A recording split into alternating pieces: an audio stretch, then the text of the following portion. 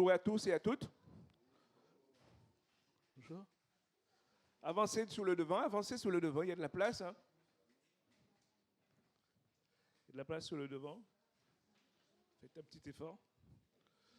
On va démarrer notre culte ce matin. J'aimerais qu'on lise ensemble quelques versets du psaume 105. On prend sa Bible, psaume 105.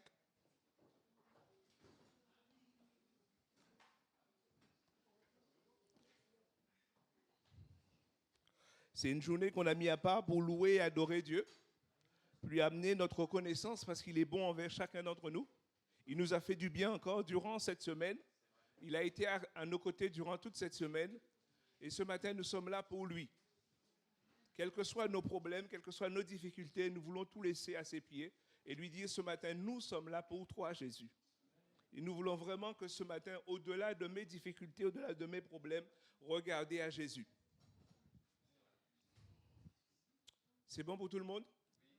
On va lire quelques versets du psaume 105 et après ça, on aura un petit moment de prière. Élever la voix. On rappelle que le culte ce matin, c'est un culte d'adoration pour Dieu, mais que chacun a le droit de s'exprimer dans le culte. Ne serait-ce que dire merci.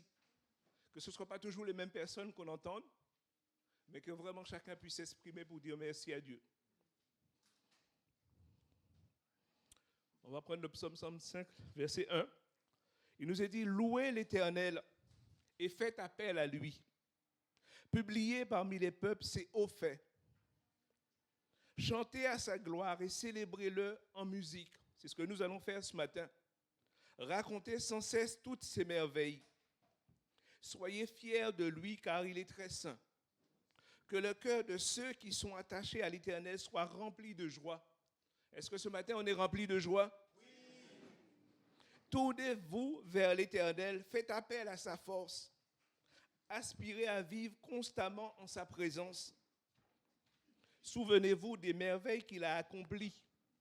Rappelez-vous ses prodiges et les jugements qu'il a prononcés. Vous, les descendants d'Abraham, son serviteur. Vous, les descendants de Jacob, qu'il a choisis. Notre Dieu, c'est l'Éternel, sur toute la terre s'exercent ses jugements. Il se souvient pour toujours de son alliance, de ce qu'il a donné à sa parole pour 1000 générations. Alors ce matin, on va se lever et on va vraiment élever le nom de Dieu. Lui dire encore, sois le bienvenu au milieu de nous ce matin. Nous savons qu'il est déjà là, il nous a précédés en ce lieu. Mais nous voulons vraiment, ce matin, chacun élever la voix pour lui dire merci. Père éternel, nous sommes encore devant toi ce matin. Et c'est un privilège que nous avons. C'est un privilège parce que c'est toi qui nous as donné le souffle de vie. Si nous sommes là ce matin, c'est à cause de ta bonté, à cause de ta fidélité, à cause de ta générosité. C'est vrai, peut-être que ce matin, il y a parmi nous des malades, des personnes en difficulté. Mais nous ne voulons pas regarder à ça. Nous voulons nous déposer tout cela au pied du trône de ta grâce et avoir les regards fixés sur toi, Jésus. Tu connais toutes choses et tu es celui qui agit au-delà de ce que nous pensons, de ce que nous voulons. Alors ce matin encore, prends toute la place au milieu de nous. Que nos regards ne soient pas tournés sur nous, mais sur toi, tournés sur toi, Jésus. Sur ta bonté, sur ta fidélité, sur ce que tu as fait dans le passé pour chacun d'entre nous, Père. Personne ce matin ne peut dire que Dieu n'est pas bon. Personne ce matin ne peut dire que Dieu ne m'a pas fait du bien. Alors ce matin encore, que nos regards soient tournés vers lui dans le nom de Jésus. Amen. Continuons à élever son nom. Je laisse ça passer. Alléluia. Nous voulons célébrer le roi des rois, célébrer notre papa. Donc c'est la fête tous les jours. Tous les jours, c'est la fête de notre papa céleste. Alors on veut le louer. Est-ce qu'on peut se lever dans sa présence?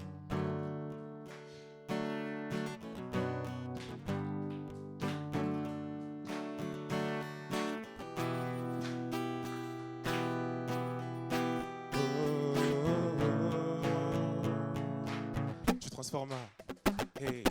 Tu transformas l'eau en vin, guéris l'aveugle de ta main, tu es comme toi, dans nos ténèbres tu brilles.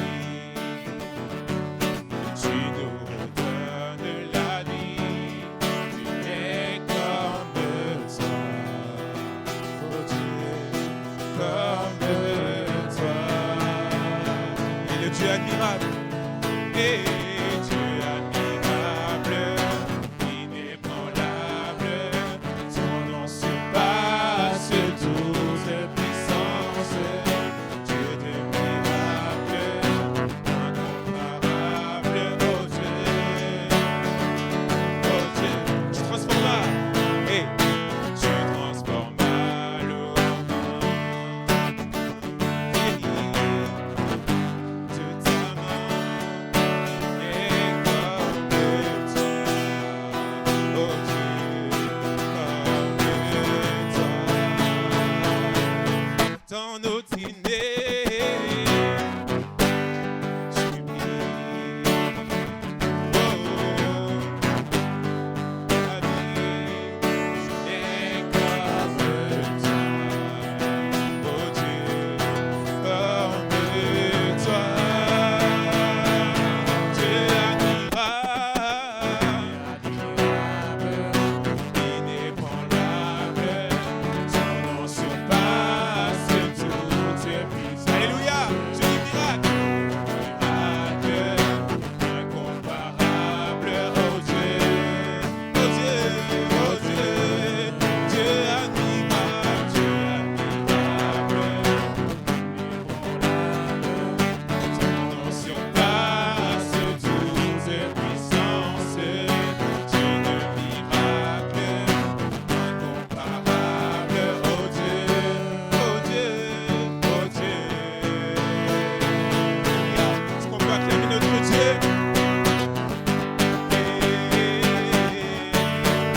Si notre Dieu est pour nous, alors qui sera contre nous? Qui pourra nous arrêter? Et si Dieu est avec nous, qui sera contre nous? Si notre Dieu est pour nous, qui pourra nous arrêter? Et si Dieu est avec nous, qui sera si notre Dieu, si notre Dieu est pour nous, qui pourra nous arrêter? Et si Dieu est avec nous, qui sera si notre Dieu, si notre Dieu est pour nous, qui pourra nous arrêter? Et si Dieu est avec nous, qui sera contre nous?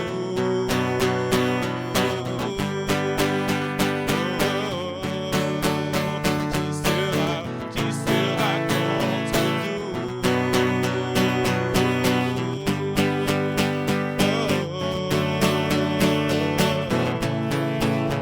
Oh Dieu, Dieu admirable, inébranlable, incomparable, Dieu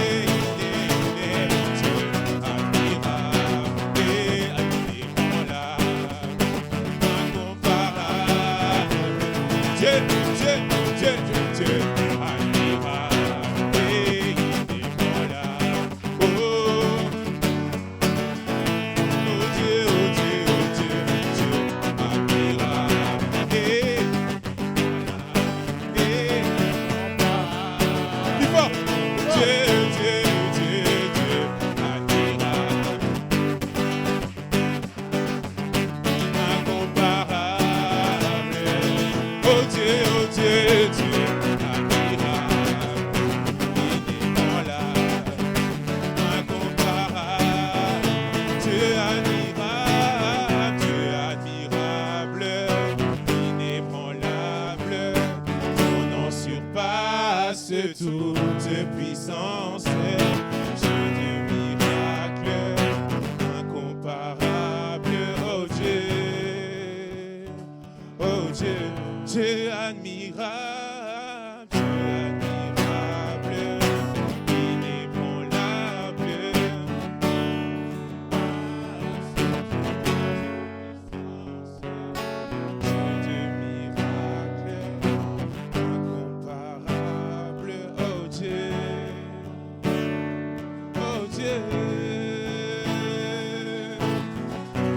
Alléluia, Seigneur, nous t'acclamons parce que tu es un Dieu très haut, tu es un Dieu très grand, très fort, très puissant, très saint. Alléluia, alléluia. Et oh,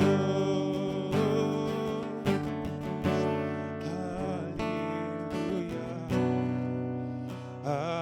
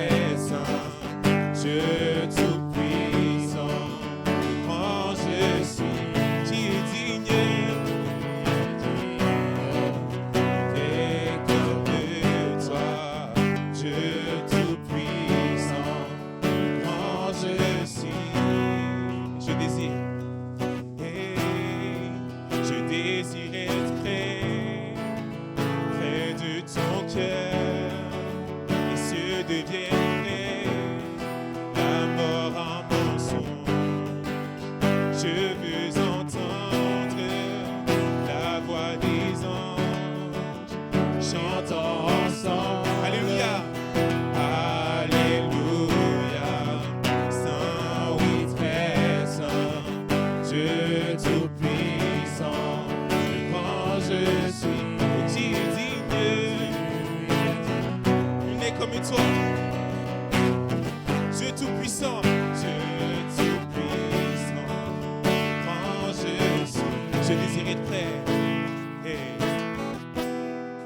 je désire être près de ton cœur, aimant les autres, détestant le mal, je désire voir les gens sourire à nouveau, chantant ensemble. Alléluia. Alléluia.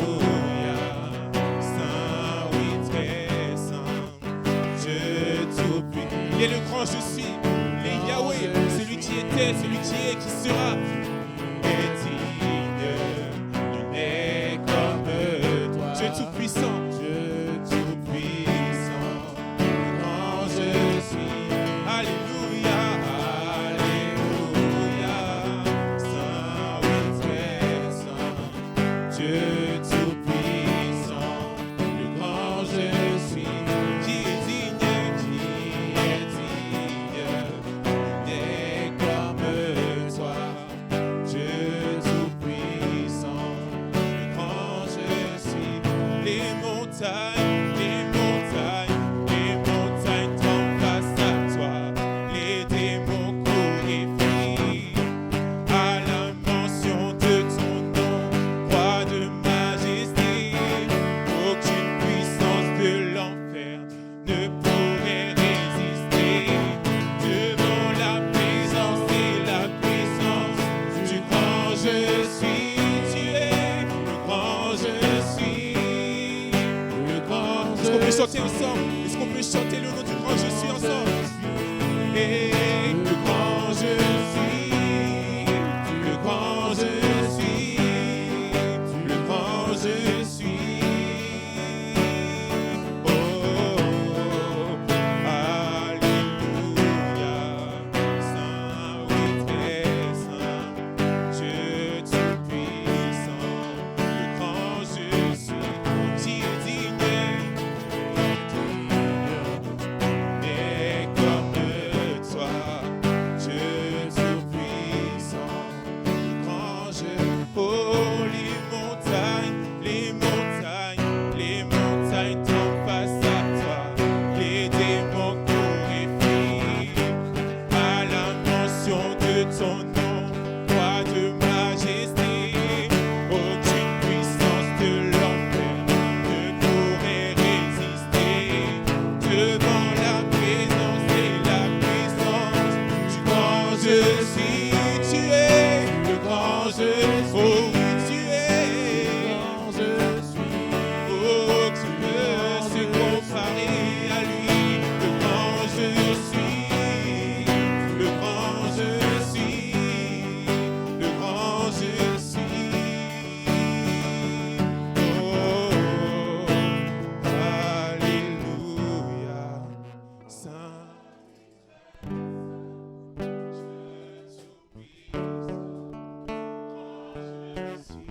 qui est digne, n'est comme toi, Dieu tout-puissant, le grand je suis. Alléluia. Dans ta situation, il est le grand je suis, c'est-à-dire le Dieu d'éternité. Il y a eu beaucoup de dieux qui ont été créés par les hommes, mais lui, il a été avant les hommes. Il est le Dieu incréé, il est le Dieu créateur, le grand je suis, celui qui est, qui était et qui sera. Alléluia.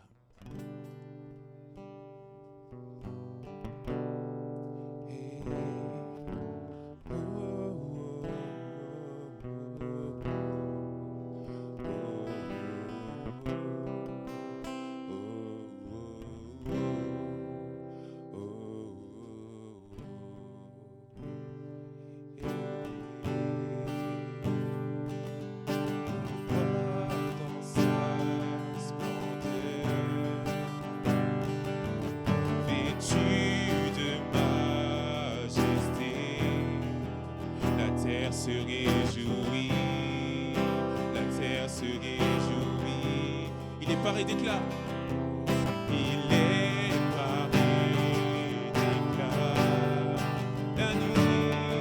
La nuit est celle de lui. Au son de sa voix, au son de sa voix,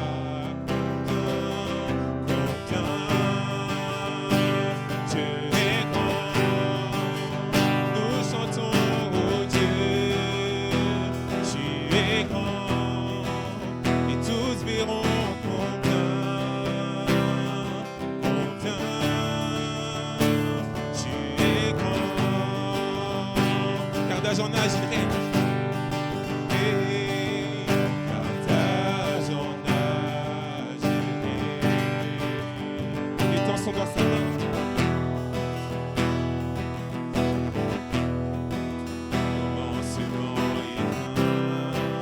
Commencement et fin. Le Père, le Fils, l'Esprit.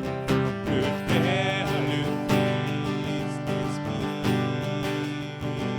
La Trinité.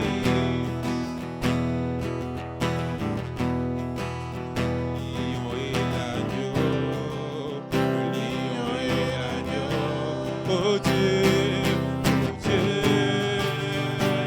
Tu es grand, nous chantons, oh Dieu, tu es grand, et tous verront combien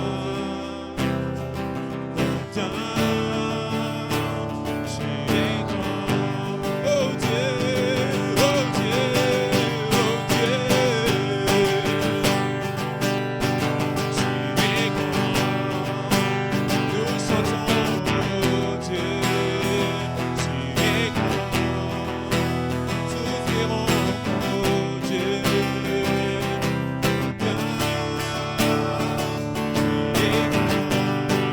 son nom, sa nom est tout puissant, il est digne de louange, je chanterai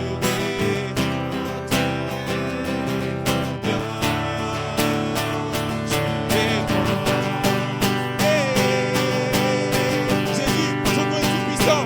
Hey. Son nom est tout puissant. Il est digne. Oh, je chanterai,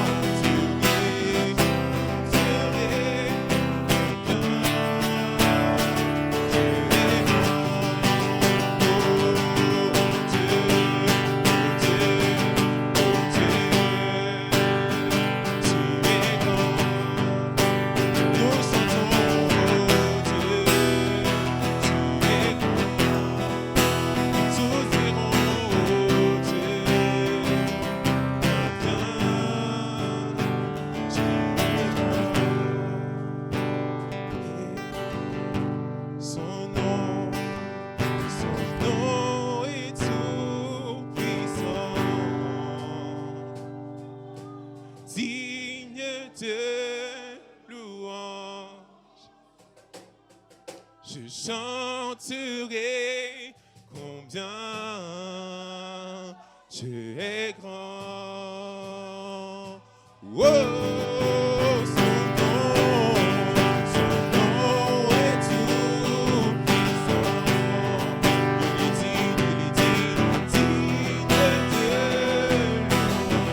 Jésus, t'adorons, chantons, je chanterai combien tu es grand. De tout mon être, de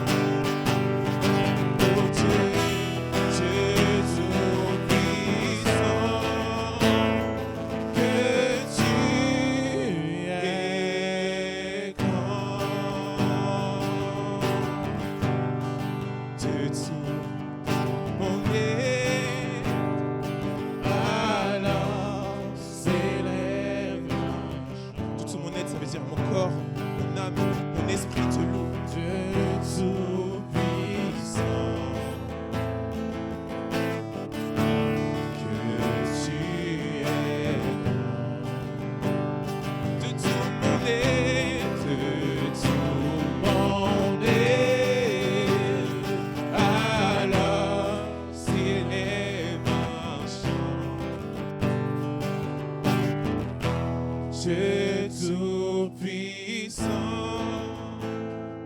que tu es grand. Alléluia Jésus, tu es le grand Dieu, tu es le Dieu admirable, tu es le grand je suis, tu es le roi splendide, merveilleux, le Dieu tout-puissant. Nous t'adorons Jésus. Est-ce que tu veux l'adorer encore ce matin? Est-ce que tu veux lui dire combien il est grand dans ta vie? Combien il est grand tout court? Et donc ça a un impact dans ta vie. Parce qu'il est plus grand que ce que tu vis.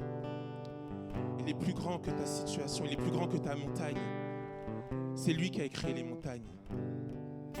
Alors la montagne qui est une montagne pour toi, les montagnes tremblent devant lui. On l'a chanté. Les montagnes tremblent face à toi. Les démons courent et fuient à la mention de ton roi de majesté. C'est toi que nous adorons, Jésus. C'est toi que nous contemplons, Seigneur. Sois élevé, Jésus.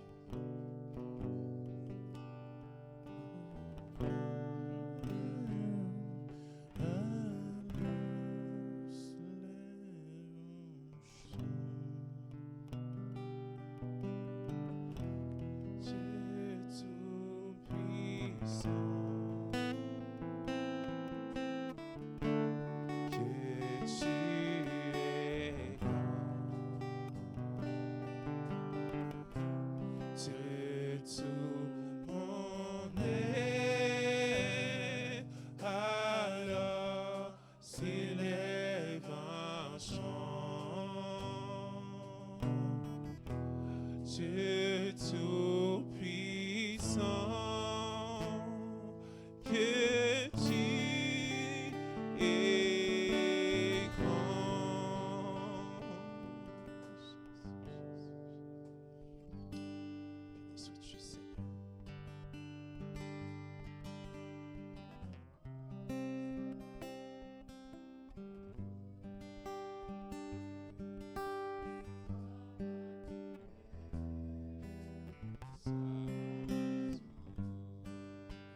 Jésus. Amen. Oh, Jésus.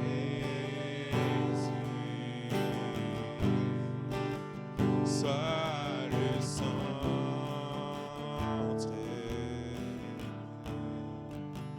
Sois ma lumière. Sois mon souffle.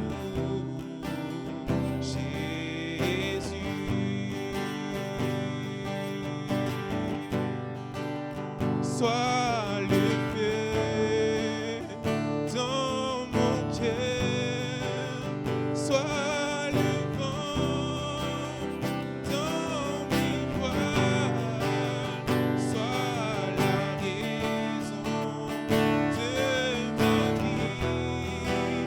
Jésus, Jésus, sois le feu, sois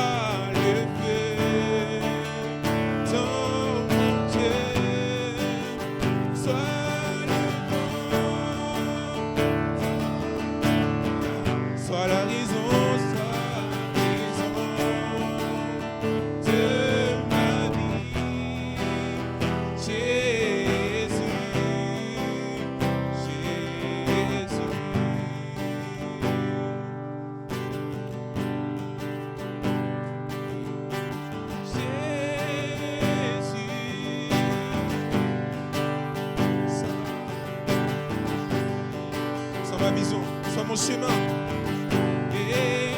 Sois mon chemin, sois mon guide, sois mon guide. Jésus. Encore Jésus, sois ma vision.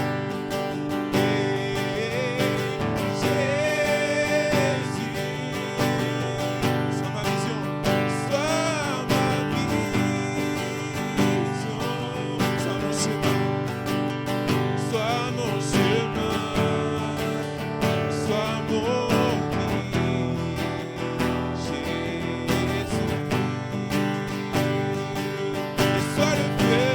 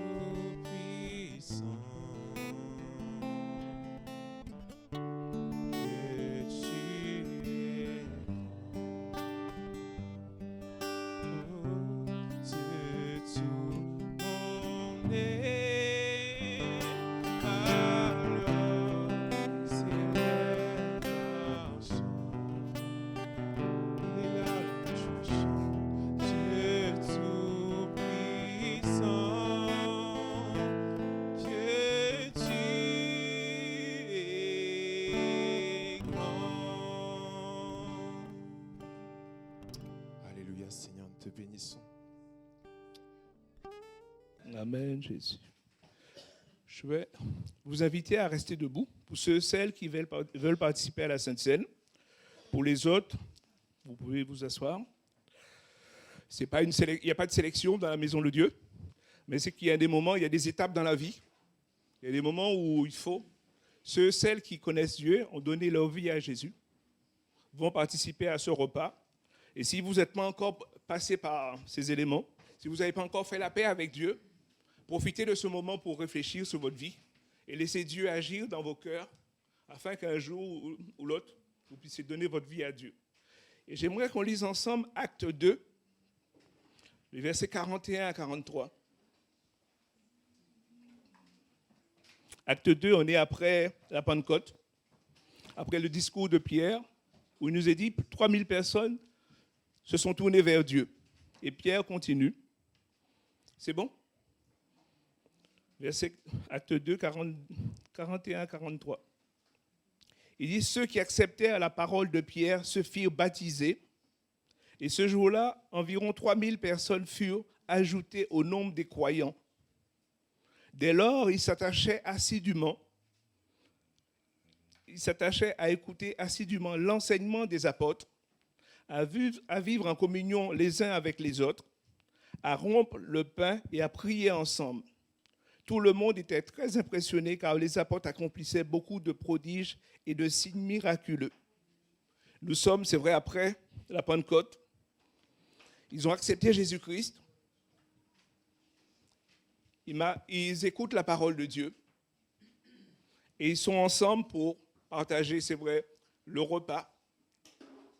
Mais aussi partager le repas du Seigneur. C'est ce que nous allons faire ce matin. Avant de mourir, Jésus a donné le pain et le vin qui représentent son corps et son sang, afin que nous puissions partager ces éléments jusqu'à son retour. Et ce matin, si vous vous sentez prêt, ce matin, si vous avez à cœur d'honorer Dieu, parce que la Sainte Seine, c'est un rappel, mais c'est aussi, on honore Dieu par la Sainte Seine, de ce qu'il a fait dans nos vies, de ce qu'il a accompli pour chacun d'entre nous. Mais j'aimerais aussi vous insister à réfléchir sur votre vie.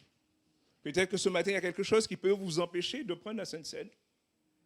Mais rien ne doit nous empêcher de prendre la Sainte Seine. Il faut demander pardon à Dieu et nous approcher de sa table. Il nous est dit plusieurs fois ce matin, on a rappelé que Dieu est bon.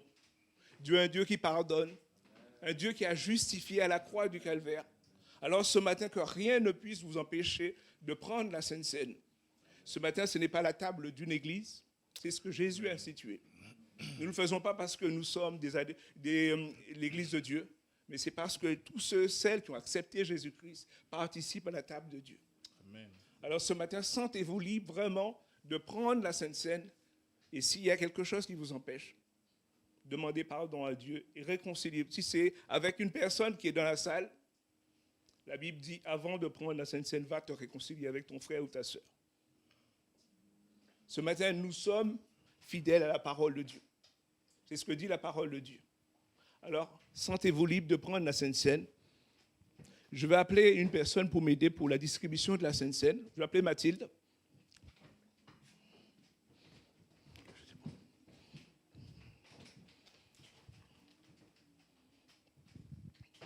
Je demande à Mathilde de prier pour ces éléments. Merci Seigneur pour ces éléments qui nous rappellent ton sacrifice, Seigneur, qui parle encore pour nous aujourd'hui. Merci d'avoir fait ce pas, merci d'avoir été jusqu'au bout pour nous sauver, pour nous délivrer. Je demande de bénir ces éléments, Seigneur Jésus, et qu'on puisse rester concentré sur toi, ton sacrifice et ce que tu as fait pour nous, Seigneur Jésus. Amen. Pendant la distribution de la Sainte Seine, j'aimerais vous inviter à continuer à louer et à adorer Dieu. Nous sommes là pour ça ce matin. Et même pendant la Sainte Seine, élevez le nom de votre Dieu, de celui qui vous a fait du bien. Et si quelqu'un a une parole, il peut le dire.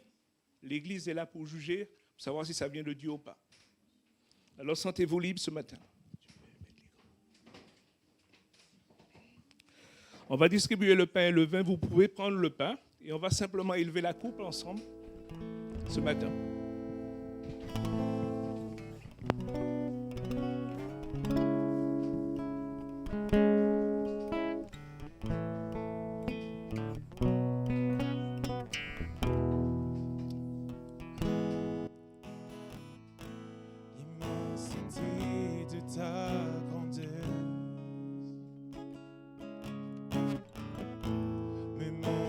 que je ne suis rien.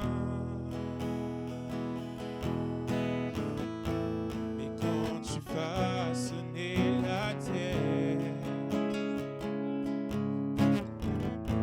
j'étais déjà près de ton cœur.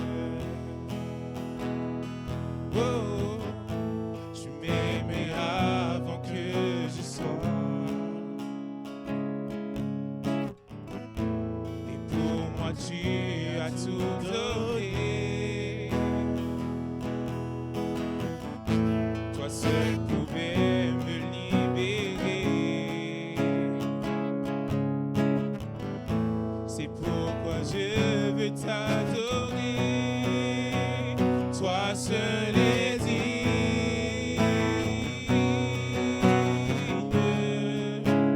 de recevoir louange et gloire pour l'éternité. Toi seul est digne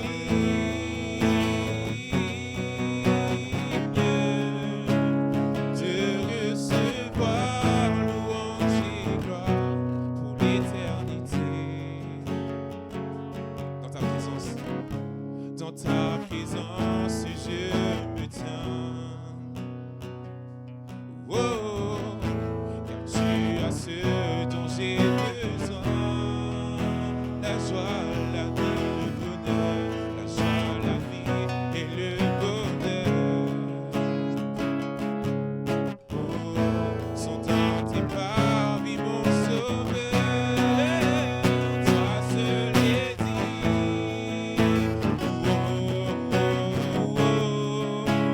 De recevoir louange et gloire pour l'éternité.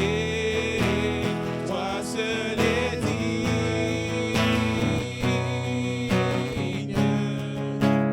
de recevoir louange et gloire pour l'éternité. Seigneur, nous t'adorons. Jésus qui a été sur la croix pour nous. Alléluia, Alléluia,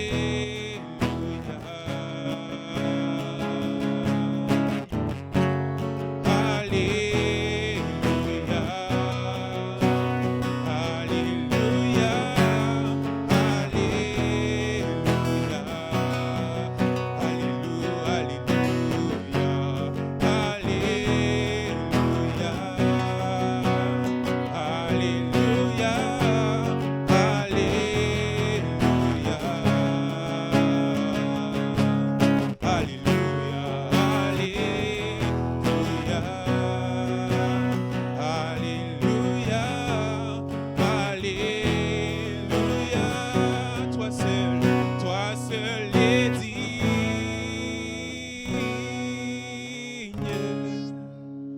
de recevoir louange et gloire pour l'éternité. Toi seul es digne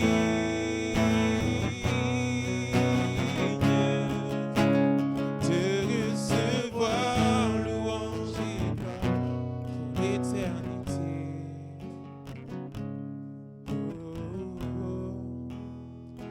Toi seul est digne. Toi seul est digne.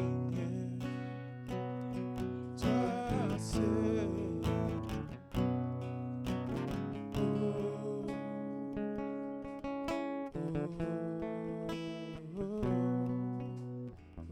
Jésus. On élève la coupe ensemble en souvenir de ce que Dieu a accompli pour chacun d'entre nous et jusqu'à son retour. Amen.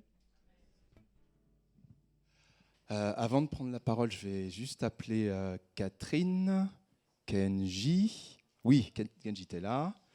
Annie et David. Je crois que vous avez quelque chose à nous dire de la part du Seigneur. Bon nous, on le fait en solo parce que c'est dans le même psaume. Donc, juste parenthèse 10 secondes.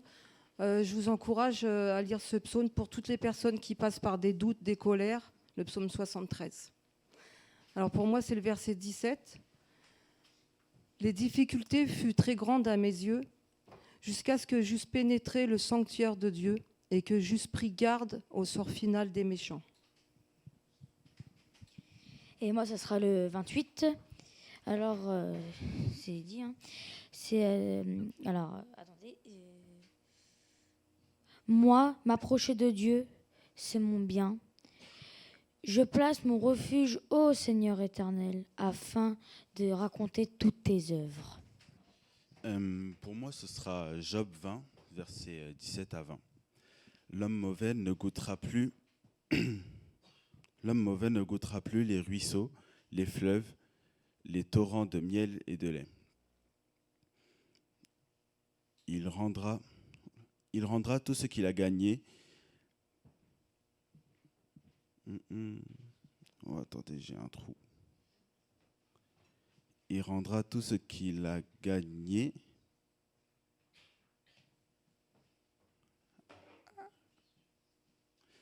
Je vérifie. Il rendra tout ce qu'il a gagné avant de l'utiliser.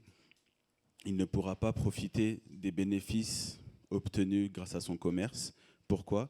Car il a écrasé les pauvres par l'injustice. Il les a abandonnés. Il a pris leur maison au lieu de s'en bâtir une.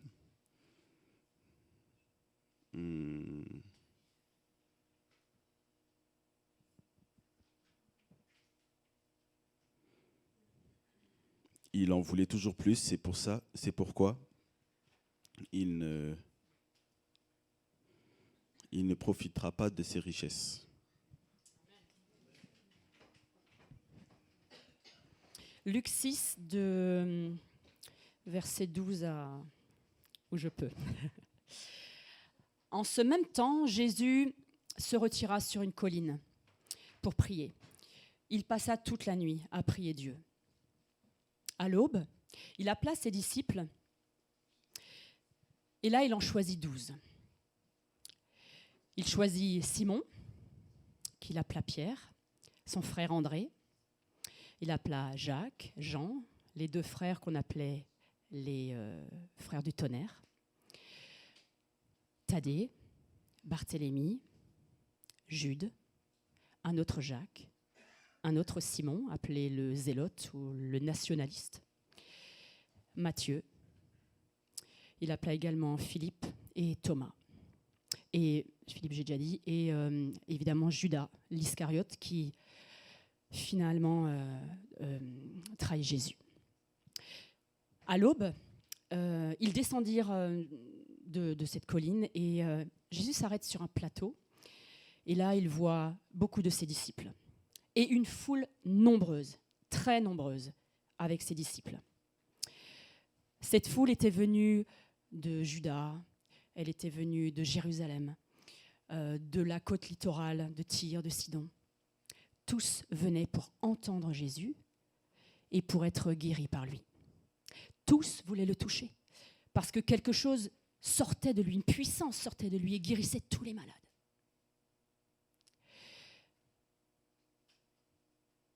Jésus, vu cette foule, et commença à leur parler, leur dit « Heureux, heureux, toi qui es pauvre, car le royaume de Dieu t'appartient. Heureux, toi qui es affamé, parce que tu seras rassasié. Heureux, toi qui pleures maintenant, car tu riras. » Et la suite du Sermon sur la montagne est dans votre Bible. Merci.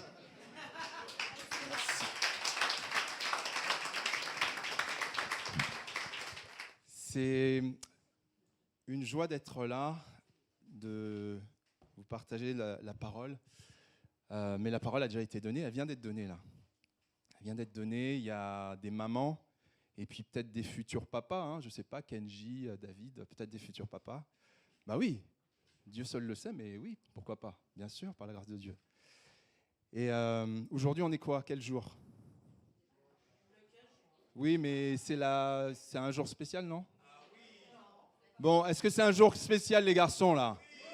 Est-ce que c'est un jour spécial ? Ah, d'accord. Mais les filles aussi, vous avez le droit de le dire quand même. Hein. Bon. C'est la famille de Dieu. Alors, un jour, on honore les mamans, un jour, on honore les papas, un jour, on honore les enfants, un jour, on honore, on honore et on honore surtout notre Dieu qui nous permet de vivre ces choses. Et moi, j'ai été touché à la convention par l'orateur. J'ai discuté avec lui, c'est Emmanuel Mainang. Il m'a fait un retour, on se connaît depuis quelques années maintenant. Il m'a dit, mais ce qui me frappe, c'est votre dimension familiale. On sent, voilà, vous êtes une vingtaine d'églises, peut-être, je ne sais pas s'il y avait une vingtaine d'églises, mais en tout cas, des gens qui viennent de partout, qui se voient peut-être des fois une fois par an, ou voire moins, et c'est cette dimension familiale. Ça l'a touché. Et ce matin, on va parler des pères. C'est un peu le sujet du jour. C'est un peu une figure imposée le jour de la fête des pères, mais c'est une joie. Et alors, c'est un message qui s'adresse à tous. Alors, évidemment, en priorité aux hommes de plus de 4 ans, c'est-à-dire ceux qui ne sont plus à la garderie, d'accord, s'il y en a ici. Aux hommes qui sont des papas d'un enfant, de plusieurs enfants, aux ados, aux futurs papas, à ceux qui auraient voulu être papas qui ne peuvent pas l'être, à ceux qui ne peuvent pas l'être, à ceux qui ne veulent pas l'être, à ceux qui sont des papas spirituels, parce que c'est une dimension aussi importante de pouvoir générer, de pouvoir avoir des gens qu'on suit, qu'on aime, qu'on accompagne. Et puis, ça s'adresse aussi à vous aussi, les filles et les femmes. Vous avez le droit de rester. OK ? Voilà. Donc, ne partez pas tout en même temps, là. On va rester concentrés. Alors, moi, quand je pense à papa, il y a plein de souvenirs, comme beaucoup, des bons, des moins bons, le mien, ceux d'autres papas. On va surtout se souvenir aussi et s'attacher à ce que le Seigneur veut nous dire ce matin. Moi, quand je pense à papa, je pense à moi. Je dis merci Seigneur. Le Seigneur m'a fait grâce d'avoir une femme avec laquelle j'ai 3 enfants. C'est une grâce, c'est une bénédiction. Je me rappelle des moments où ils sont... moi, quand j'ai préparé ce message, c'était... notamment les compétitions, parce qu'ils ont fait, par exemple, il y en a un qui a fait du judo, j'allais aux compétitions de judo, j'y passais des heures, voilà. Ils gagnaient, ils perdaient, mais j'étais là, j'étais content d'être là, voilà. Une autre qui faisait de la gym et du taekwondo, les entraînements, tout ça, pareil, elle réussissait pas, mais j'étais là, j'étais content d'être là, c'est génial, voilà. Puis il y avait d'autres papas, j'ai rien d'exceptionnel, on est plusieurs à avoir fait ça. Et puis le petit dernier... quand je vais le voir à la piscine, il est tellement fier. Parce que j'y vais pas souvent, en fait, voilà, pour le regarder. Il est tellement fier. On a l'impression qu'il s'applique en plus pour bien nager, faire les bons gestes, etc. Donc, c'est des beaux moments, en fait, quoi. C'est fort, quoi. OK ? Et c'est une grâce. Et puis, c'est une grâce aussi de les entendre chahuter. Ils ont beaucoup d'écart d'âge entre Raphaël, bientôt 21, et Timothée, qui a même pas encore 10 ans. On les entend tous les 3 chahuter. Comme ça à la maison, je trouve ça toujours génial, quoi. Mais en fait, ce matin, je vais vous parler... alors j'ai eu à cœur, et vraiment c'est le Seigneur qui m'a donné la conviction, parce que quand le Seigneur m'a mis à cœur ce passage, je dis, mais t'es sûr, Seigneur ? Est-ce que j'ai bien compris ? Est-ce que j'ai vraiment compris ce que tu m'as dit ? On va prendre Hébreux, chapitre 12. Ça va être notre fil directeur. Alors je vais vous proposer de ne pas le lire. On va lire des extraits, évidemment, c'est quand même fondamental. On ne va pas forcément le lire, mais je vais vous raconter un petit peu la trame. Alors, levez la main quand vous avez Hébreux 12, pour qu'on soit tous d'accord. Levez la main, s'il vous plaît, que je vois, sinon je suis obligé d'attendre les derniers dans quelques minutes. Quelques secondes.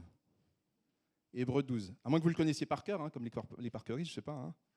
On va prendre du verset 1 au verset 11. On ne va pas tout lire, mais écoutez-moi, c'est juste pour que vous ayez la référence. Maintenant, vous mettez ça de côté, vous m'écoutez, s'il vous plaît.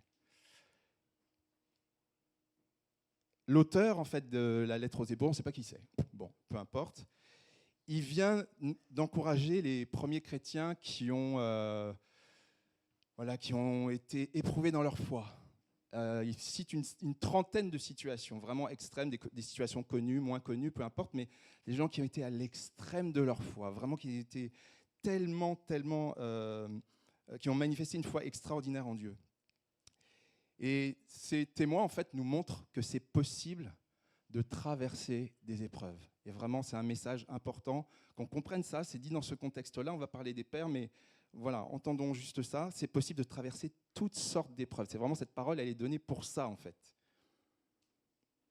Et c'est possible parce que ces personnes restent les yeux fixés sur Jésus. Je vous laisse lire ou relire le passage. C'est clairement dit. Il est dit qu'ils sont arrivés à vraiment traverser des épreuves incroyables, insurmontables humainement, parce qu'ils ont gardé les yeux fixés sur Dieu. Alors, certains avaient la révélation de Jésus, d'autres pas, parce que voilà, elle n'était pas donnée dans ce qu'on appelle les Écritures ou l'Ancien Testament, ou avant que Jésus arrive en tout cas. Mais en tout cas, ils avaient les yeux fixés sur Dieu. Et il y a un appel, un encouragement dans cette parole qu'on va revoir un petit peu plus tard. Il y a un encouragement qui est très très fort, qui dit « Mon fils, ne méprise pas la correction du Seigneur et ne perds pas courage quand il te reprend. » Il est dit en effet, le Seigneur corrige ceux qu'il aime et il punit ceux qu'il reconnaît pour ses fils. Alors vous dites, Georges, c'est la fête des pères, tu nous parles de correction là. C'est là où j'étais un petit peu troublé, mais je pense que le Seigneur veut dire quelque chose. C'est un encouragement à supporter la correction du Seigneur. Et il est même dit dans ce passage que c'est l'un des signes, quand Dieu nous corrige, c'est l'un des signes qu'on est ses fils. Ce n'est pas le seul, heureusement, hein, parce que s'il y avait que la chicotte, ce serait dommage, quoi. Mais c'est l'un des signes qu'on appartient à Dieu. Alors, ce matin, en fait, ce passage va nous servir à cerner une partie du plan de Dieu pour les pères, qu'il a depuis toujours, et notamment pour nous en France, là, aujourd'hui, là, en France, en 2025. Je crois que le Seigneur veut parler à tous les pères, à tous les enfants, hommes et femmes, garçons et filles. Qu'on ait connu notre Père, qu'on ne l'ait pas connu, qu'on ait une bonne relation avec lui ou pas. Dieu veut nous parler, je pense, ce matin. Et on va commencer par quelque chose qui est un peu paradoxal. On va parler des mauvais pères. Parce que malheureusement, ça existe. Et puis des fois, on croit bien faire et on ne fait pas si bien. Et je me mets dedans. Hein. OK ? Et après, on va voir vraiment ce que nous dit ce passage d'Hébreux 12. Mais on le verra tout au long de ce message. Alors, en ce jour, on va passer déjà à la slide d'après. Donc, la question qu'on va se poser, c'est comment on réussit à être un mauvais père ? Voilà. Donc là, j'ai un beau cadeau à vous offrir, à tous les pères. J'ai le kit complet, comment être le plus mauvais père. Ça vous intéresse ? Oui ? Non. Pour ne pas le faire, évidemment. Alors, je vais distribuer, on va le faire sous forme de petits jeux. J'ai 4 cartes. Alors, j'ai un écureuil. Qui veut l'écureuil ? Un homme, ce serait bien. Un garçon, un homme, peu importe. Vite, parce que... Merci. Un écureuil, merci. J'ai un lièvre. C'est le jeu des 7 familles. J'ai 2 lièvres, il y en a un plus vite, plus rapide que l'autre, je ne sais pas. Un renard, du coup, tu veux ? Ok. Et j'ai un loup. Il est où le loup ? Ok, voilà, super. Ah, si vous saviez quelle carte vous avez prise. Ah là là, bref. Bon, je vous rassure, les profils qu'on va avoir, là, il y en a 4, ils existent aussi chez les mères. Mais il y a des caractéristiques qu'on retrouve quand même souvent chez les hommes, quand même, faut dire la vérité. Alors, dans la famille des papas, donnez-moi l'écureuil. Merci. L'écureuil, c'est le père négligent. Alors, c'est pas pour toi, hein. C'est juste t'as pris la carte. Hein. Non. Sinon, les autres, ils ne vont pas lever la main, donc... Non, c'est pas pour toi, Sam, il n'y a pas de problème. C'est le père négligent. Il est présent, mais il laisse facilement tout faire. Tranquille, il est permissif. On fait ce qu'on veut. On rentre à la maison quand on veut. On fait sa vie. Tant qu'on profite de la vie, c'est pas grave. Et puis en plus, il est du genre concentré sur ses projets, concentré sur son travail. C'est ça qui compte. Il dit oui à tout. Du moment qu'on le laisse tranquille. Ok ? Donc là, c'est le papa négligent. Vous voyez un petit peu la posture qu'il a. Voilà. Et lui, il n'est pas dans l'encouragement, il n'est pas dans la correction, tout ça. Il passe des heures sur son ordi, enfin voilà, etc., etc. Donc, corriger son enfant, c'est pas son truc, quoi. Voilà. Lui dire, tu peux pas faire ça, attention, etc. C'est pas son sujet. Tant qu'il vit sa vie, fais ta vie, je fais la mienne, c'est pas grave. Voilà. Mais attention avec cette attitude. Et très honnêtement, ne jugeons pas. Hein. Je pense que des fois, on peut tomber là-dedans, selon les préoccupations qu'on a. Quand j'ai je méditais là-dessus. Il y a un passage qui m'est venu, je vous l'ai mis juste en dessous. Alors c'est peut-être écrit un peu petit, mais c'est Proverbe 18. De toute façon, vous l'aurez dans les notes pour les groupes de maison. Proverbe 18, verset 9, qui dit « Celui qui se relâche est frère de celui qui détruit. » Je redis le verset. Celui qui se relâche, donc un peu comme lui, là, est frère de celui qui détruit. Mais celui qui détruit, c'est qui? C'est qui le destructeur? C'est le diable. Ok? Donc ça veut dire que objectivement, sans le vouloir, c'est pas, voilà, on ne peut pas être associé avec le diable, mais sans le vouloir, on a la même attitude que celui qui détruit. Parce que celui qui laisse son enfant, qui l'abandonne, et on voit malheureusement les dégâts dans la société souvent autour de nous, eh ben, il est complice, entre guillemets, de celui qui détruit. Mais Dieu, à l'inverse, Dieu, ce n'est pas un Dieu indolent, ce n'est pas un Dieu négligent. Lui, il est actif, lui, il est présent auprès de nous. Lui, il t'écoute, il prend du temps avec toi. Alors, si tu es concerné, si dans ton cœur, tu te sens concerné, tu te dis, mais je ressemble un peu à ce père qui est négligent, repens-toi. Demande au Saint-Esprit d'ouvrir ton cœur, parce que peut-être que tu ne t'es pas rendu compte, mais tu es centré sur toi-même. Tu es tellement égoïste. Tu es tellement centré sur toi-même. Peut-être que c'est le moment de demander pardon à Dieu. Si tu as été, entre guillemets, victime d'un père comme ça, peut-être que le Seigneur est en train de parler à ton cœur pour qu'il te guérisse, pour qu'il te console, pour qu'il te permette d'avancer malgré tout. On va continuer maintenant avec le deuxième papa. Dans la famille des papas, je voudrais... C'est quoi, c'était déjà le lièvre, hein? Le lièvre. Ok, voilà. Dans la famille des papas, je voudrais le lièvre. Alors le lièvre, c'est le père absent. Vous voyez dans la petite image, là, il y a le foyer, et puis lui, il s'en va, il fuit. Ok ? Lui, il a renoncé à l'éducation des parents. Lui, il a délégué, il a dit, l'éducation, c'est bien, mais je délègue. C'est trop important, je ne sais pas faire, je délègue. Ok ? Je délègue à ma femme, je délègue à la société, je délègue à l'État, je délègue à qui vous voulez, mais moi, ce n'est pas mon sujet, je vis ma vie. Okay ? La sono, vous allez être prêts bientôt pour le son? Ça va aller? Cool. Alors, je vais vous donner le go. Juste avant de vous faire écouter quelque chose, et on va s'arrêter 2 secondes dessus, ça m'a beaucoup parlé, parce qu'actuellement, on entend beaucoup de choses, on voit beaucoup de choses. Alors, tout ne va pas mal dans la société. Hein. Voilà, si on est à écouter les chaînes d'infos, tout va mal dans la société. Tout ne va pas mal dans la société. Il y a un certain nombre de choses qui vont mal, effectivement. Mais moi, ce qui m'a beaucoup frappé, moi, j'ai suivi la finale du PSG. Ouais. Hein, Jean-Yves? Hein, Jean-Yves? Voilà. Oui, tu étais là, ouais, je te cherchais.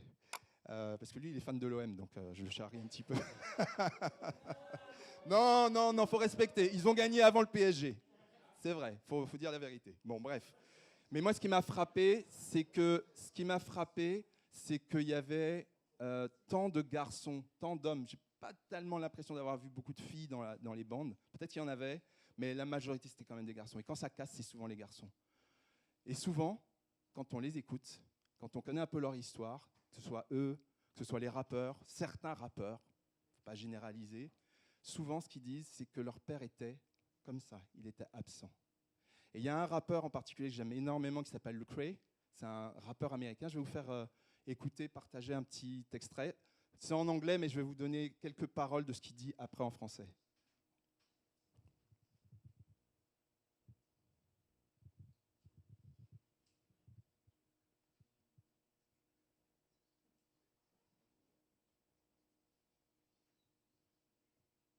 Sinon, tu vas m'obliger à le chanter, mais ça ne va pas être terrible.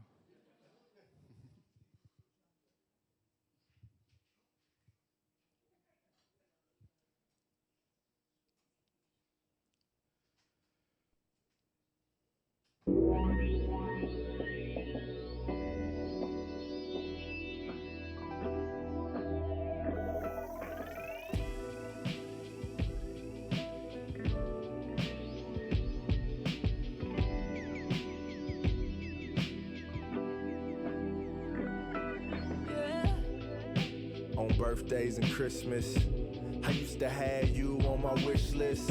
Held my son the first time, looked him in his eye and thought to myself, what kind of fool would ever miss this? I ain't asked for you to sleep with mom and make me. Plus I'm your blood, why would you leave? What was so important? They told you smash bras, roll up the weed. I guess that buzz got you high enough to float over me. I hope that every dollar that you made, every girl that you slayed, when you close your eyes at night, I hope you say it's all worth it. Every graduation, birthday, game that you miss, I hope what you got instead make you feel it's all worth it. Being a father's expensive and the cost you may ignore it. Just know me and your grandson is paying for it. Can't ask myself what would dad do in hard times. 'Cause that means he'll be writing one of these rhymes.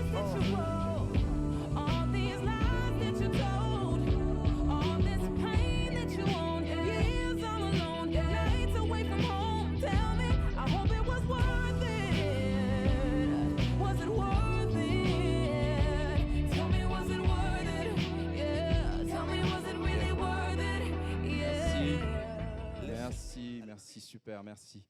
Alors, ceux qui comprennent l'anglais, ils ont compris un petit peu. What it worth, ça veut dire, est-ce que ça valait tellement la peine, en fait? Et en fait, ce qu'il raconte, il dit, je vous donne quelques extraits, aux anniversaires à Noël et à Noël, donc il s'adresse à son père, hein, qui était absent. Aux anniversaires et à Noël, tu étais sur ma liste de souhaits.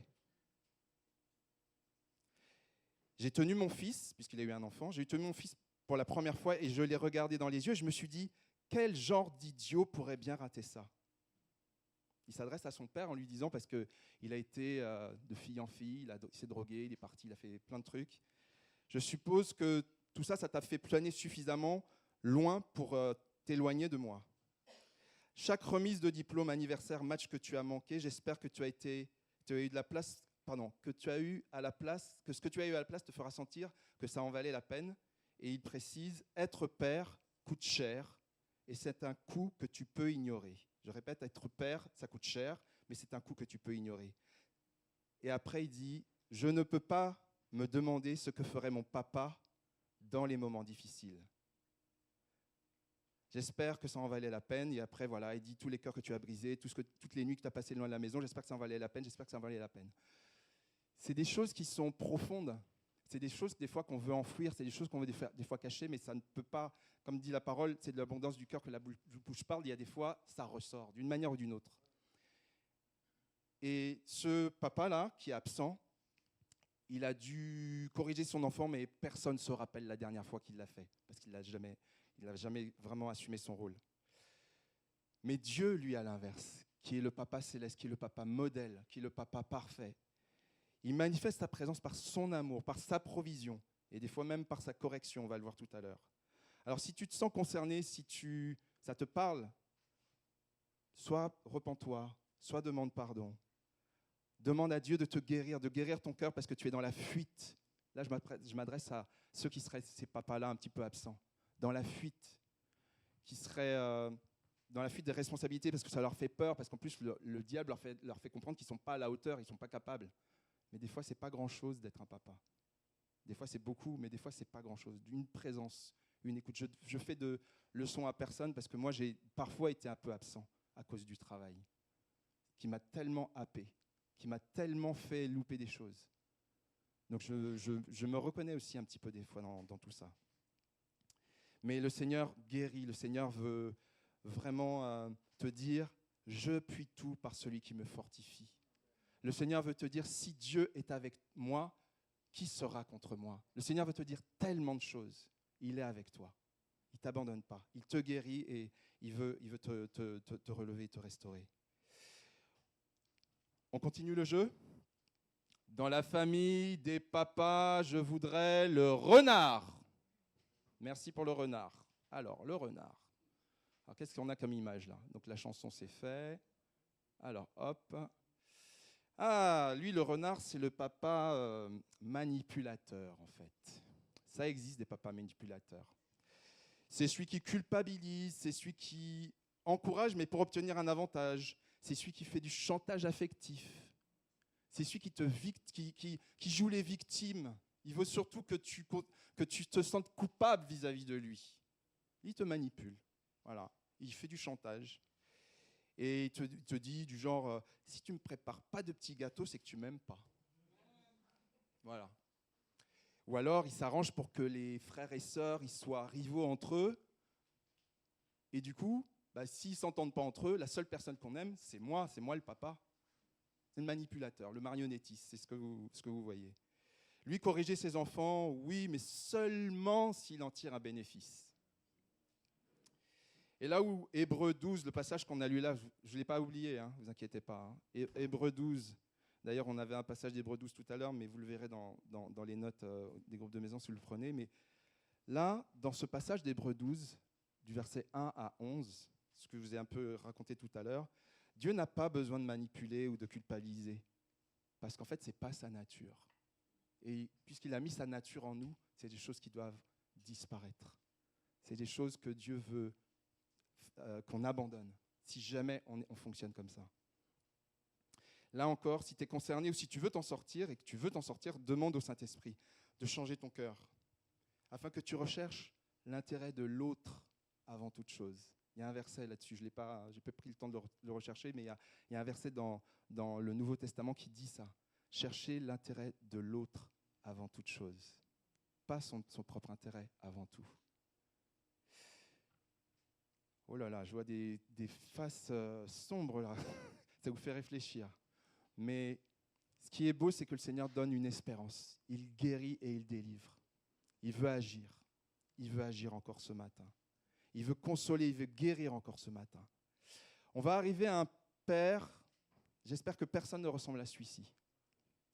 Mais malheureusement, il existe. Sous différentes formes, malheureusement, il peut arriver. Et malheureusement, si on ne fait pas attention, on peut tomber dans ce travers-là.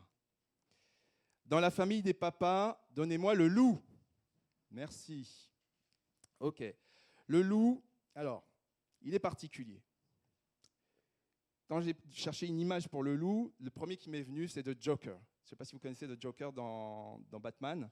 J'aime pas du tout ce personnage. Je vous le dis tout simplement. L'acteur joue bien, mais voilà, il n'y a rien de positif en lui. Donc voilà.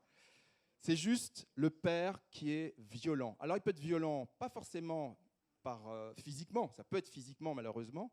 Ça peut aller même beaucoup trop loin au niveau physique. Mais il peut être violent par les mots. Il peut être violent parce qu'il insulte, parce qu'il humilie, parce qu'il crée une tension psychologique. Il peut être violent de différentes manières. Des abus, etc. Enfin, peu importe. Et corriger ses enfants, mais lui, alors sur la correction, il faut juste qu'il s'arrête de corriger, en fait, parce qu'il ne sait pas ce que ça veut dire. Il a été beaucoup trop loin, lui. OK ? Et il est dit dans ce passage de Hébreux 12, je vais vous inviter à le prendre maintenant, Hébreux 12, verset 6.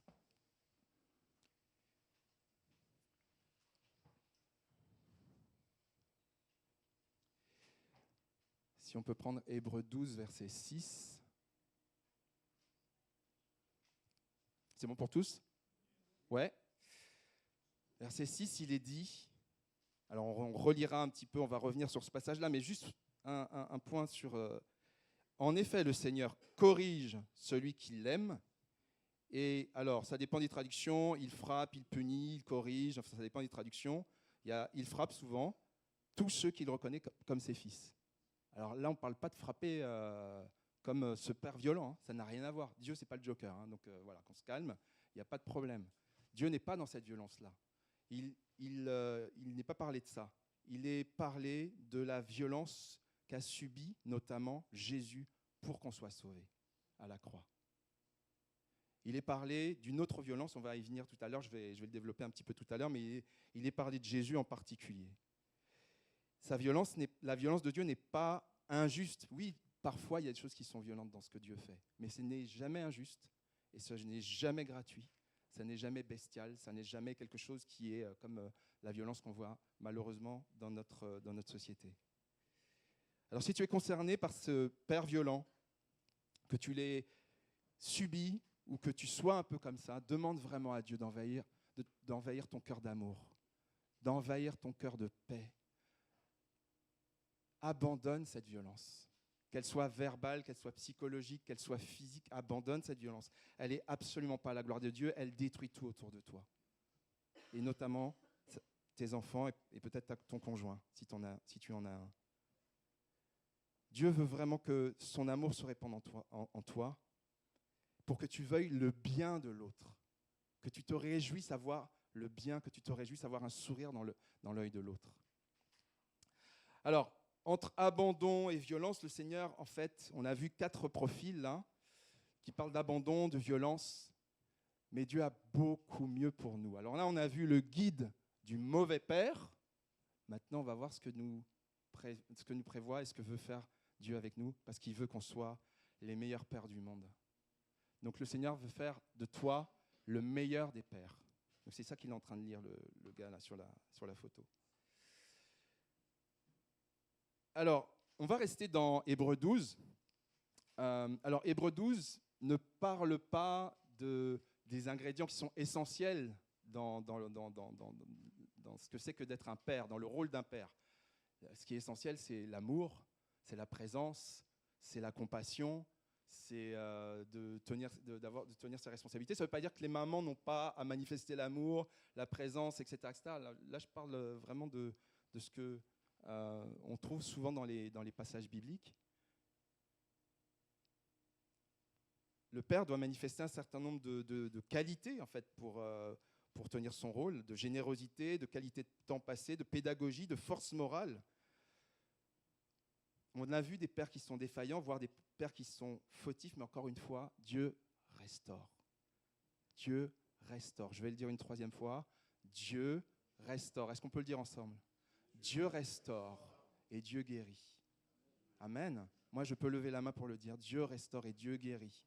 Des relations qu'on a eues avec nos pères qui n'étaient pas toujours simples quand on les a connus, parce que certains ne les ont pas connus. Ici, sur YouTube et ailleurs.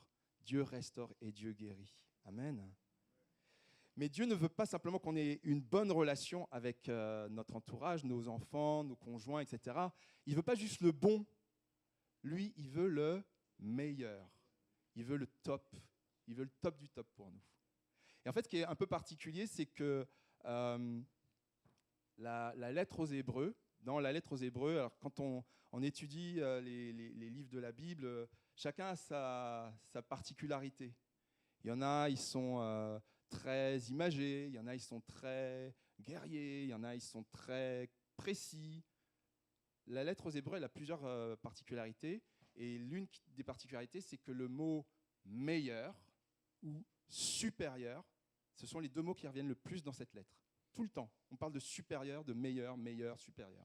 Et donc, en fait, je pense que l'une des raisons pour lesquelles le Seigneur voulait que ce soit Hébreux 12 ce matin, c'est que le Seigneur, il veut le meilleur pour nous.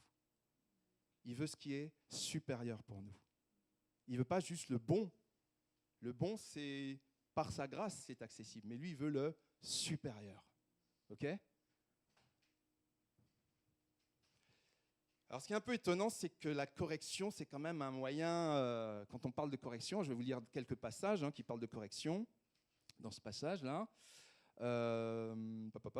Voilà, versets 4, 5, 6. Vous n'avez pas encore résisté jusqu'au sang, donc c'est référence à Jésus, quand on lit les versets qu'il y a juste avant, dans votre combat contre le péché. Et vous avez oublié l'encouragement qui vous est adressé comme à des fils. 2 points. Mon fils, ne méprise pas la correction du Seigneur et ne perd pas courage lorsqu'il te reprend. En effet, le Seigneur corrige celui qu'il aime et il punit tous ceux qu'il reconnaît comme ses fils.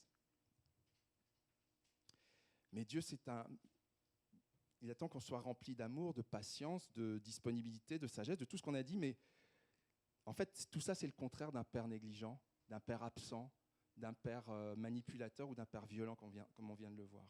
Tout ça, c'est le contraire exact, en fait.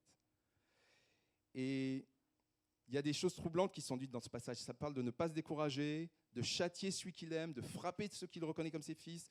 Même quand on descend un petit peu plus bas dans les versets 9 et 10, de correction des pères terrestres qui font des choses comme ils le trouvent bon et de Dieu qui qui veut nous rendre saints grâce à sa correction divine. Donc il est souvent parlé de correction dans ce passage-là. Mais qu'est-ce que ça veut dire tout ça en fait? Qu'est-ce que ça veut dire? Alors les 2 dernières parties, là, on a bientôt fini, elles vont être, peut-être qu'elles vont remuer un petit peu, peut-être qu'elles vont chatouiller un petit peu, mais je crois qu'il y a il y a une bénédiction, il y a une grâce dans tout ça. Il y a une vraie bénédiction. Alors, le point, c'est devenir le meilleur père grâce au châtiment, ou presque.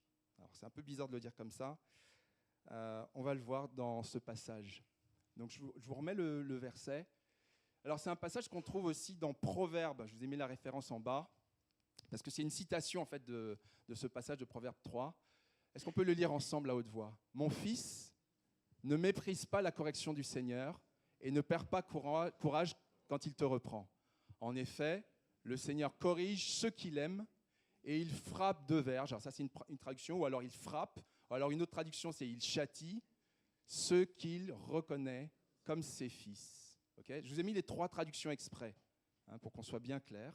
Parce que voilà, ça permet aussi de voir un petit peu la profondeur de ce que veut dire ce passage. Alors, il dit, mais là, tu viens de dire que Dieu est bon, il est rempli d'amour, et en fait, il frappe ses enfants. Je ne comprends pas, en fait. Bon.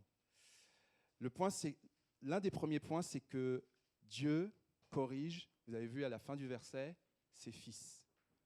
Okay ? Alors, ses fils, c'est un terme générique. Ses fils et ses filles, évidemment. D'accord ? Ses enfants. Okay ? Dans ce passage, c'est l'auteur des Hébreux qui parle, mais dans la lettre dans les Proverbes, c'est le roi Salomon qui s'adresse. Alors il dit « mon fils », mais il a eu beaucoup d'enfants, le roi Salomon. Donc quel fils ? À qui il s'adresse ? Moi j'ai l'impression, mais je peux me tromper hein, si vous avez une interprétation, j'ai l'impression qu'en fait soit c'est un mon fils général à tous ses enfants, tous, garçons et filles, ça c'est une possibilité, ou soit c'est parce qu'il est roi, et il s'adresse, c'est une figure de style, on va dire, c'est une façon de s'adresser à son peuple. J'ai l'impression, voilà. Sauf que il a dit ça 1000 ans avant que Jésus-Christ naisse. Et là, l'auteur des Hébreux, il reprend ce passage-là. Donc ça veut dire que ce passage-là, il ne parle pas que aux enfants de Salomon ou à son peuple. Ça veut dire qu'il s'adresse à nous aussi. Il s'adresse à nous aussi. Donc mon fils, ma fille, hein, les filles, vous avez le droit d'être dedans, hein, il n'y a pas de problème. Voilà, c'est cette relation père-enfant. Et puis alors, si on va un petit peu plus loin, châtier, ça veut dire quoi ? Alors châtier, ça fait mal aux oreilles. Ça fait mal au corps, hein, mais ça fait mal aussi aux oreilles, châtier. Parce que là, on sent le coup de fouet. Là, voilà. Moi, je ne vais pas vous raconter ma vie, mais quand j'étais petit, bon, c'était pas la même époque, on va dire. Hein, voilà. Aujourd'hui, mes parents, bon, je ne vous fais pas un dessin. Mais je les aime, que Dieu les bénisse. Je les aime, ils ont fait ce qu'il fallait. Voilà, sinon, je pense que j'aurais mal tourné. Châtier, ça vient d'un mot grec qui veut dire 3 choses. Je vous les ai mises là. C'est corriger, réprimander, instruire. Mais en fait, corriger, réprimander, instruire, en fait, ça nous dit quoi ? C'est qu'en fait, derrière ça, corriger, réprimander, instruire, vous avez vu le sens ? Le petit bonhomme, il fait quoi ? Il va faire quoi ? Qu'est-ce qu'il va faire ?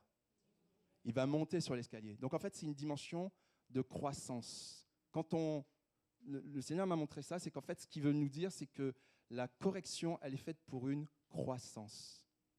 D'ailleurs, c'est quoi l'expression en fait ? On dit qu'on élève des enfants.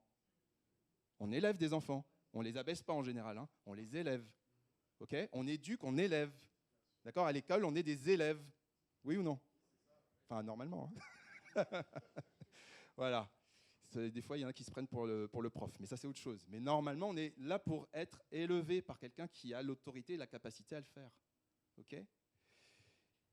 Et dans un contexte sécurisé, dans un contexte d'amour, dans un contexte où on respecte l'autre, bien évidemment, pas de violence, pas de manipulation, pas d'abandon. Au contraire, c'est la correction de Dieu, cette correction que toi et moi, papa, là je parle au papa, ou au futur papa, ou aux anciens papas, hein, c'est vraiment d'élever notre enfant, de l'amener vers quelque chose, une croissance.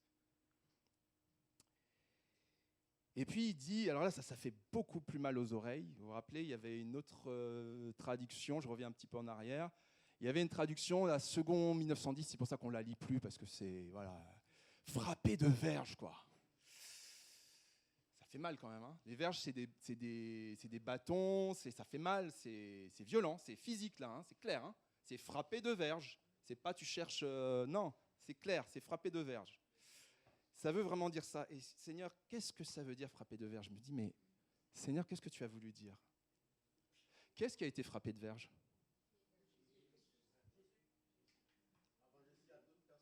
Il y en a, ouais, mais particulièrement, quand on regarde le contexte, on comprend bien on évoque Jésus quand même. Ok? C'est de Jésus qui parle là, hein, même si bien sûr il y a plein de gens qui ont été frappés de verge, mais pour nous tous, celui qui est frappé de verge, c'est Jésus. Qu'est-ce que ça veut dire? Il a été fouetté par un fouet. Le mot, il est clair, hein, il dit fouetté, frappé de verge, ça veut dire fouetté par un fouet, subir un malheur, être discipliné, etc., etc. Et là, ça nous évoque bien sûr Jésus, et en fait, ça nous évoque quelque chose qui est profond, qu'on retrouve dans plusieurs passages de la Bible. Dans le Nouveau Testament, vous avez les références dans mes notes, où c'est Paul et Pierre qui nous parlent d'être en communion avec les souffrances de Christ. Alors pas de prendre des coups de verge, ça ne sert à rien de se faire flageller physiquement. Ça ne sert à rien du tout. Malheureusement, il y a des gens qui le font, mais ça ne sert à rien. C'est Jésus qui l'a fait une fois pour toutes, et c'est fait, et c'est bon. Mais ça veut dire que là, c'est la dimension de rentrer dans la communion aux souffrances de Christ. Qu'est-ce que ça veut dire? Donc, je vous mets les références, si vous voulez. Voilà. Ça veut dire quoi? Ça veut dire que c'est la dimension de pouvoir supporter l'injuste, l'inacceptable pour la cause de Dieu, par amour pour les autres. C'est dur, hein? C'est spécial quand même, hein? Mais c'est ça qui est dit dans le passage. Et là, il s'adresse, là c'est un père, le Père Dieu, qui s'adresse au Père terrestre, quand vous lisez bien le passage, et c'est à nous que ça s'adresse, les gars, là. C'est d'être dans cette dimension, d'arriver à supporter par amour pour Dieu, même l'inacceptable. C'est chaud, hein? Ah là, les gars, on est tous...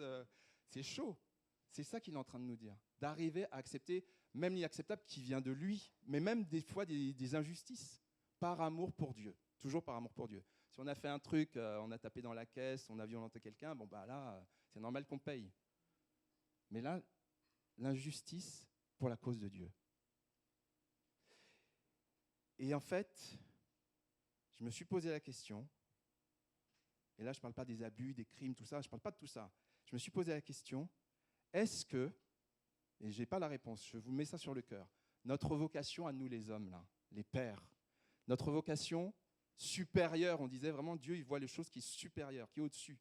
Notre vocation divine, est-ce que ce n'est pas nous déjà de vivre cette dimension-là et d'éduquer nos enfants à rentrer dans cette dimension-là, d'accepter l'inacceptable, d'accepter l'injustice pour l'amour de Dieu? Vous avez 3 heures. C'est particulier, mais la parole de Dieu, elle est profonde. On peut aller vraiment très, très loin. Alors, la correction de Dieu apparaît... Du coup, elle est positive, au final, puisque son but, le but de Dieu, c'est de nous faire grandir spirituellement et de nous préparer à avoir une dimension de foi. Vous vous rappelez, au tout début, je vous ai dit, ce passage-là d'Hébreux 12, il fait référence à Hébreux 11, où on a parlé d'une trentaine de personnes qui ont manifesté la foi de manière extraordinaire. Mais c'est cette dimension de foi, en fait. Tout est lié. Hein. Il faut lire Hébreux 11 avec Hébreux 12 pour comprendre, en fait, de quoi il parle. Alors, les versets 9 et 10, et je vais bientôt finir, les versets 9 et 10 de ce passage, en fait, il nous parle de 2 types de correction paternelle. La correction des pères terrestres et la correction des pères célestes. Je vais aller assez vite là-dessus, même si ça mériterait d'être développé, mais en gros, les pères terrestres, dans le verset 10, il est parlé de pères qui corrigent leur enfant comme ils le trouvent bon. Voilà, ils trouvent que c'est bien, bam, une chicotte. Ils trouvent que c'est bien, une parole. Ils trouvent que c'est bien, voilà, ils réfléchissent, ils se disent, ça doit être bon. Mais c'est leur réflexion, c'est le côté un peu charnel, un petit peu des fois même un peu pas très adapté des fois, ou parfois même bestial qui peut ressortir. Okay ? Et en face de ça, en regard, il parle de la correction de Dieu. Et la correction de Dieu, il est dit dans ce passage, elle est pour notre bien, elle est pour que nous participions à sa sainteté. Ça, c'est dingue. pour qu'on puisse participer au fait qu'on est mis à part avec lui. On passe des temps précieux, des temps bénis, des temps extraordinaires dans sa présence. Qu'on soit saint, qu'on soit mis à part, qu'on soit dans sa présence. Et c'est ça le but de Dieu. Quand il nous, par exemple, quand Dieu t'impose d'attendre 2 ans, voilà, pour trouver un nouvel appart, parce que là où tu es, c'est devenu invivable en fait, bah, peut-être que Dieu il est en train de travailler ta patience avec tes voisins qui font tout le temps du bruit. On l'a vécu avec Nadège il y a des années de ça. Hein. Des voisins insupportables. Tu étais juste impatient de partir. Et Dieu travaille parfois ta patience, qui est un fruit de l'esprit dont tu as besoin aujourd'hui, mais dont tu auras besoin pour l'éternité. Parce que dans la présence de Dieu, ben, comme on a le temps, voilà, la patience c'est précieux. Quand le Seigneur te permet d'avoir un manager dans ton nouveau job qui est quelqu'un de super colérique ou de stressant, il attend que tu viennes à lui pour puiser l'amour, la patience, la sagesse. Parce que humainement, ce n'est pas possible. Ton patron, là, ton manager, ce n'est pas possible. Mais il attend que tu viennes à lui. Tu as épuisé en lui. Et ça, c'est la correction de Dieu. C'est Dieu qui permet ça dans ta vie. Tu lui as remis ta vie. Il permet ça. Mais Dieu veut t'amener plus loin, plus haut avec lui. Alors, en résumé, du coup, tu comprends que les 2 rôles supérieurs du Père, selon Dieu, bah c'est ça, c'est de rectifier des défauts de caractère ou de conduite, d'une part, et d'amener ou de ramener ton enfant, quand tu en as, si tu es père, c'est que tu en as ou tu en auras, à suivre le modèle de Christ. Le modèle de Christ qui n'est pas toujours évident, mais qui est le plus fort, qui est le plus beau, et c'est celui que le Seigneur nous a destiné. Bref, le Seigneur veut faire de toi et de moi parmi les meilleurs pères du monde. Et ça veut dire que le Seigneur a une vision pour nos foyers. Il ne voit pas simplement le quotidien, il voit beaucoup plus loin. Il a une vision pour nos foyers, les papas, là. Pour qu'on puisse être dans se référer à notre modèle qui est Jésus-Christ. Pour qu'on puisse être capable de manifester cet amour, de cette capacité à surmonter, enfin à ne pas, à supporter par amour certaines choses. Alors on s'est demandé tout à l'heure quel était le plan de Dieu pour les pères, notamment pour nous en France aujourd'hui. Il y avait le paradoxe des mauvais pères, là, les 4 pères, là, les 4 cartes, les 4 qui se sont fait piéger là, avec les cartes du jeu de cette famille. Et puis, on a vu que le Seigneur peut changer des situations. Il peut guérir, il peut consoler, il peut restaurer. Et on a aussi vu que le Seigneur attend de nous, il a des missions pour nous. C'est d'accompagner et de sécuriser la croissance de nos enfants. C'est de nous rendre capables de tout supporter par amour pour Dieu, pour notre prochain, et d'enseigner nos enfants à vivre dans cette dimension. C'est de contenir nos pulsions charnelles ou nos réflexions qui nous amènent à dévier en fait de sa volonté. Et c'est d'amener nos enfants à s'inspirer du modèle par excellence, c'est Jésus-Christ. La mission, elle est élevée, hein, mais le Seigneur est avec nous, heureusement, parce que tout seul, on ne pourrait pas. Hein. Sinon, on pose les armes, on dit « laisse tomber, c'est trop dur ». Mais le Seigneur est avec nous, le Saint-Esprit est avec nous. Alors pour conclure, j'aimerais demander à une sœur si elle peut juste prier. J'aimerais vraiment vous proposer 2 prières. Une première prière, c'est de prier pour tous les pères actuels, physiques, spirituels, donc les pères qui ont des enfants, ou les pères spirituels, voilà, qui n'ont pas forcément d'enfants, ou des pères en devenir, ou des hommes qui ne sont pas prêts à devenir pères. Parce qu'il y en a, ils se disent, moi, ce n'est pas pour moi, en fait. Et il n'y a pas de problème avec ça. Voilà. Mais en tout cas, est-ce qu'une sœur parmi nous peut simplement se lever pour prier par rapport à peut-être des besoins de repentance, si certains se sont reconnus dans les 4 profils qu'on a vus tout à l'heure, ou des besoins de guérison, ou alors prendre une décision de pardonner si on a subi l'un de ces 4 papas qu'on a vus tout à l'heure. Est-ce qu'une sœur peut prier pour ça? Oui.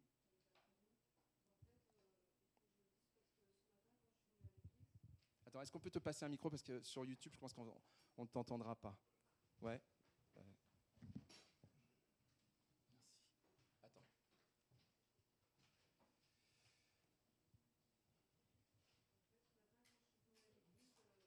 Attends, c'est pas allumé, on n'entend pas encore. Il faut l'activer. Quand je suis venue à l'église ce matin, le Seigneur m'avait mis une pensée et je n'ai pas osé la porter parce que c'était une parole très dure. Mais depuis tout à l'heure, le Seigneur me force à le dire, donc il faut que je le dise. En fait, le Seigneur m'avait mis exactement cette parole. Et c'est pour une personne, c'est mon fils, je connais tes œuvres, je connais la dureté de ton cœur. Rappelle-toi que Rachel a pleuré ses enfants et je ne voudrais pas que toi tu pleures parce que j'ai un grand amour pour toi. Voilà. Amen. Rachel a pleuré ses enfants. Méditons et regardons dans quelles circonstances Rachel a pleuré ses enfants dans la parole. Merci. Merci beaucoup. Voilà, donc est-ce qu'une sœur parmi nous, s'il vous plaît, pour qu'on puisse continuer, peut se lever pour prier pour les pères qui ont besoin de guérison, de consolation, de pardon, etc. Vas-y, vas-y. Courtement, s'il te plaît, on a une autre prière juste après. Amen, amen, Dieu saint. Amen, amen, amen, amen. Alléluia.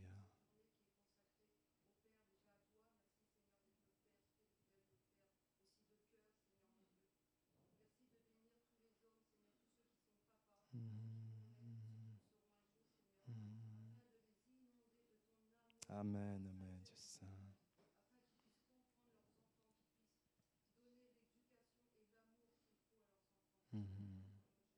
Amen, amen, Dieu saint.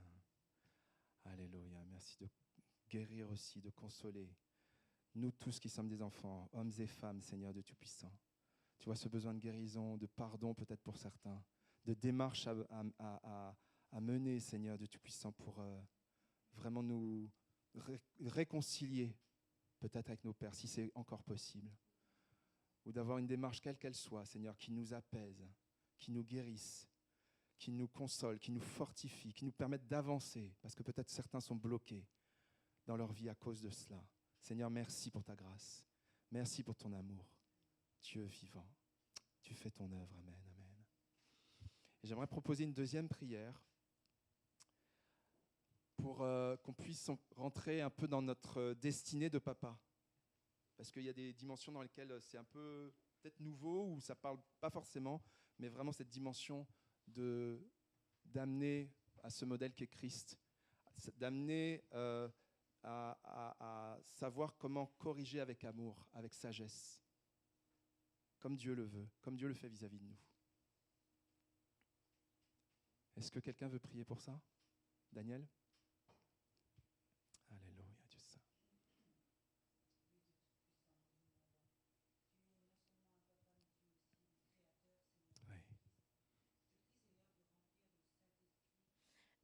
Du coup, pendant les annonces, on va faire passer les paniers de dîmes et offrandes. Et Joël, est-ce que tu peux te mettre au fond de l'église, s'il te plaît, pour les dons en carte? Merci.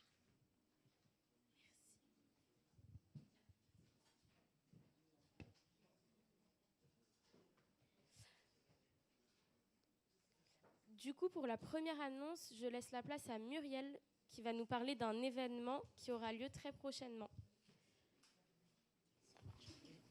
Alors, juste pour vous rappeler, le temps que les slides arrivent, juste pour vous rappeler que le 29 juin, à l'issue du culte, nous aurons notre repas de fin d'année.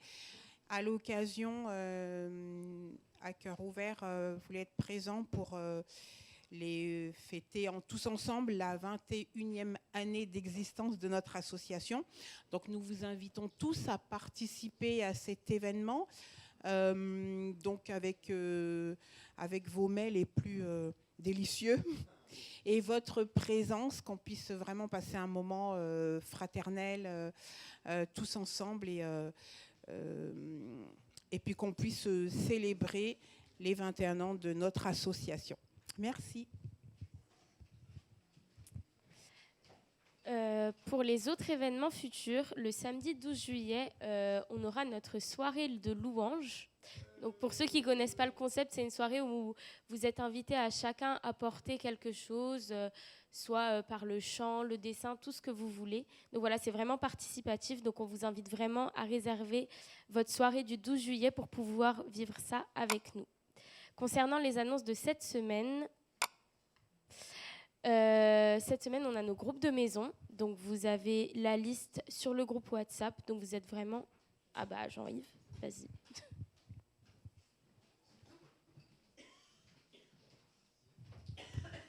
J'aimerais nous rappeler qu'il nous reste 2 séances.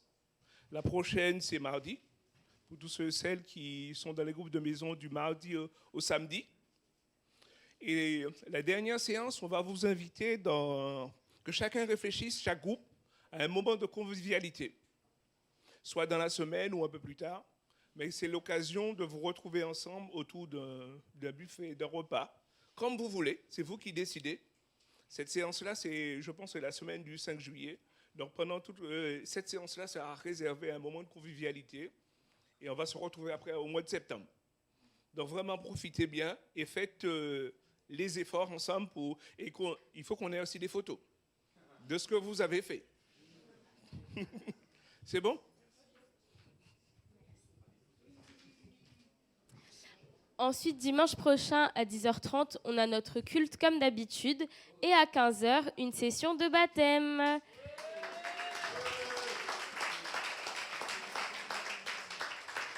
Donc voilà, vous êtes vraiment invités à venir pour soutenir, encourager les nouveaux membres de notre famille. Je vais prier pour clôturer le culte. Je vous invite à rester debout et à vous lever, ceux qui ne le sont pas. Et pour info, messieurs les papas, à la sortie du culte, les enfants vous ont préparé une surprise. Donc voilà, vous êtes invités à aller chercher votre surprise à côté de la collation. Seigneur, je te remercie pour ce temps qu'on a pu passer consacré à toi. Merci pour le bon Père, le Père parfait que tu es pour nous, toujours fidèle, toujours présent. Je te demande de bénir les papas, vraiment que tu puisses leur donner ta force, ta patience, Seigneur, et ton cœur de Père. Je te prie aussi de restaurer, Seigneur, venir consoler ceux qui n'ont pas eu un Père présent ou ceux qui ont eu un Père défaillant, que tu puisses leur montrer que tu es le papa qui peut les consoler, les guérir, Seigneur Jésus. Amen. Bonne semaine à tous.